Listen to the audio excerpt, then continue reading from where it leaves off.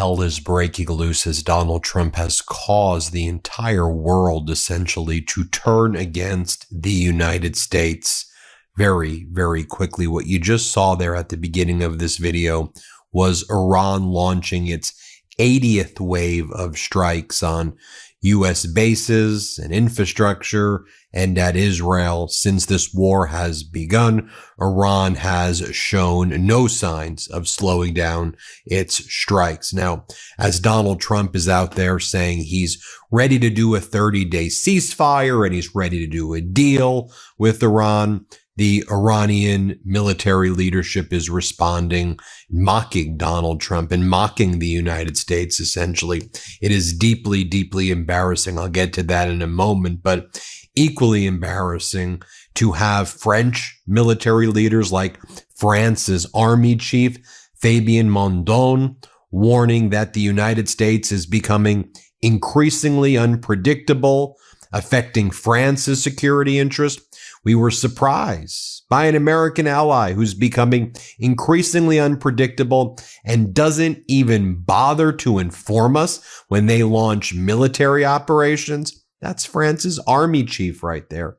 Or listen to what Turkish President Erdogan is saying on Iran. He says, although the war is Israel's war, the whole world is paying the price. The war is Netanyahu's war for political survival, but 8 billion people are suffering the consequences. And from people in Iraq to Turkey to Pakistan to Lebanon to Egypt and within Arab nations, people are speaking out against the United States, especially as the United States security umbrella is demonstrating that it ain't providing security. All the pay-for-play schemes, funneling money to Trump and his family.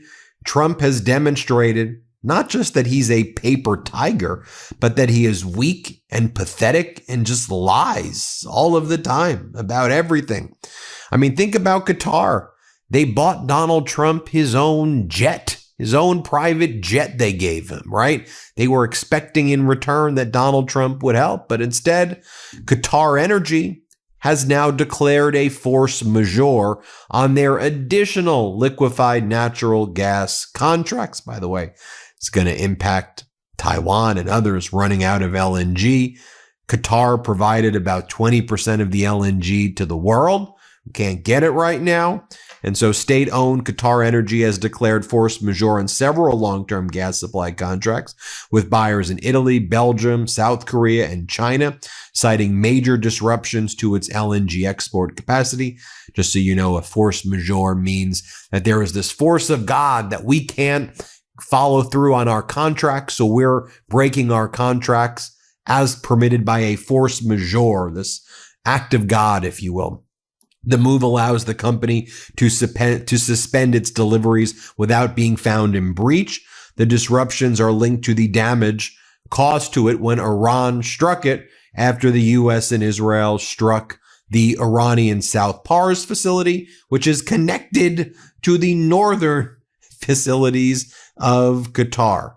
Now, as I mentioned before, you have Iran responding to Donald Trump saying that, oh, we're involved in this negotiation and that negotiation. You have the spokesperson for the Iranian military saying the following. Our position from day one has been clear and remains unchanged. Someone like us will never come to terms with someone like you, not now, not ever. Have your internal conflicts reached the point where you, referring to Donald Trump and the United States, that you're now negotiating with yourselves? Don't call your defeat an agreement. You will see neither your investments in the region nor previous energy and oil prices return. Until it is our will, nothing will return to how it was. That will only happen when the idea of acting against the Iranian people is completely erased from your minds. Earlier this morning, I did a video on what Iran has said its non-negotiables are. It listed its demand. The Trump regime called it laughable. So anytime Donald Trump and his deranged regime are out there saying, oh, we've got a deal in principle with Iran, or they're agreeing to this, or we think we're very close to a 30-day ceasefire. It is all a lie. That's why I'm reading to you what they're saying in Iran right now, and what they're saying, what Trump's regime is saying, what the Iranian regime is saying, okay? Everything that Trump is saying about that is a complete and utter lie. Just take a look at what's happening, by the way, in Baghdad, in Iraq, as the war spreads there. So in Baghdad, the government there in Baghdad has cleared the PMF to defend itself after deadly strikes on a militia headquarters. Iraq's National Security Council has authorized the Popular Mobilization Forces, PMF, to respond to U.S. attacks under the right to self-defense, according to Mer News, Iran's regime media. This decision follows airstrikes on a PMF command headquarters in Anbar province in western Iraq, killing at least 15 fighters, including senior commander Saeed al-Baji, and wounding about 30. The PMF is a state-backed network of militias integrated into Iraq's security forces, accused the U.S. of carrying out the strike. It came a day after a reported 24-hour ceasefire between U.S. forces and the Iraqi resistance factions. The Prime Minister's office said Iraq will summon the U.S. ambassador, essentially, in protest, calling the strike a breach of sovereignty. So let me be clear what just happened there. The Iraqi government is basically saying that its Shiite militias can go and attack the United States. And the question is, are they doing that, or is that just a bluff? They're doing it. Let me just read this to you as well. The Iraqi National Security Council has said it has agreed to confront and respond to military attacks after a series of deadly U.S. airstrikes targeting the Popular Mobilization Forces in the country. The PMF and Iranian-aligned militias have carried out a series of operations inside Iraq since the start of the war in Iran. The PMF was founded during the war against ISIS and is linked to the government. In sum, this could bring the U.S. back to war with Iraq. Back to war with Iraq. And if you're like, well, what are they really going to do? Take a look right here. This is what they've done in the past 24 hours. Iranian-backed groups in Iraq released footage, I'll show you right here, of FPV drones targeting Camp Victoria's base in Baghdad, Iraq.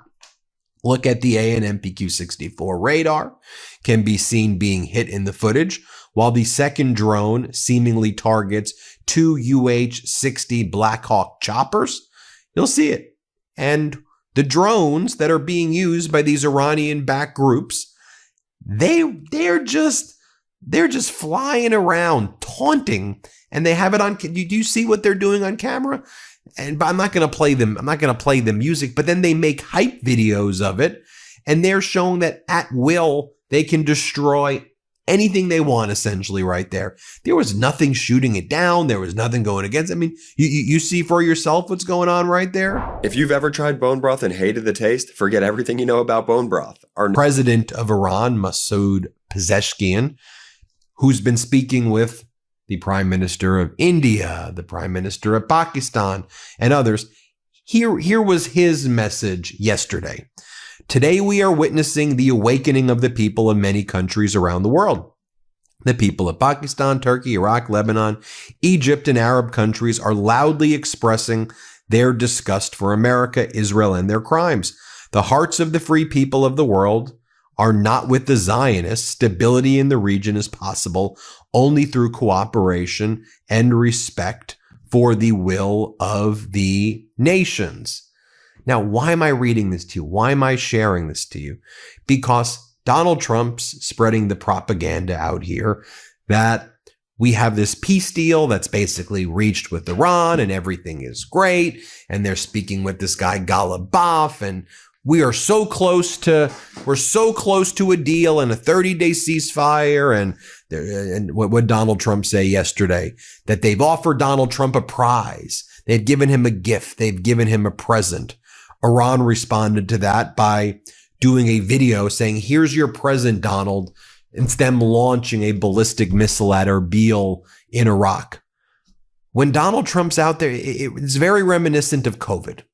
When Donald Trump said, like a miracle, it's going to go away. Don't worry. I give myself an A. Things are great. And by not confronting it, by not telling the truth, things got worse and worse and worse and worse and worse. And things that perhaps even could have been resolved spiraled out of control. We should not be in a war against Iran in the first place. The war is unlawful. It's not authorized by Congress. Why are we even there? What are the objectives? What are we trying to accomplish? Trump said he obliterated all the nuclear weapons last June. So what do you mean right now you want to get rid of the nukes? You said you got rid of them before. We're there, as Marco Rubio said, because Netanyahu said that he was going to strike Iran first and that Iran would then strike the United States. So Donald Trump said, okay, I guess we're going in there with you, Netanyahu, side by side, went in, invaded Iran. Iran responded. And now the U.S. is stuck in a quagmire, and the U.S. is sending troops, the 82nd Airborne Division, elite paratroopers, from there heading into the Middle East. Thousands of soldiers on the USS Tripoli, Marine Expeditionary Unit, heading into the Middle East, USS Boxer, and other Marine Expeditionary Units taking off from the coast of San Diego. When I was in San Diego, by the way, it's when they were leaving.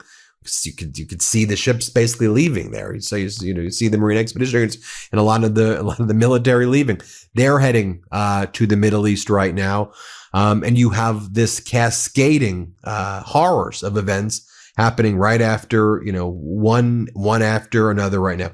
Let me read this to you as well, because I think as Dina Esfandari explains, some in the Gulf area are asking themselves about the value of their relationship with the U.S. now as a result of the Iran war.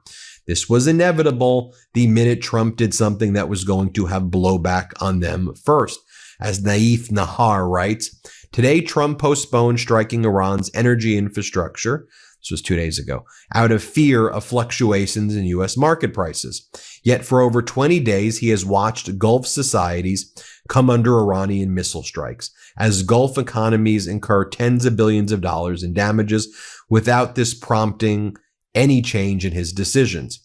When the Qatari Minister of Energy warned his American counterpart that striking Iran's gas fields would inevitably trigger retaliatory strikes against gas fields in the Gulf, he was disregarded. They attacked Iran anyway, leaving the Gulf states to face their fate alone against Iranian missiles.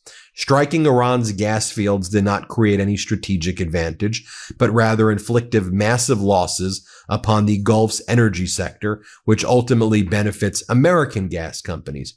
Trump only speaks about the Strait of Hormuz or the price of oil.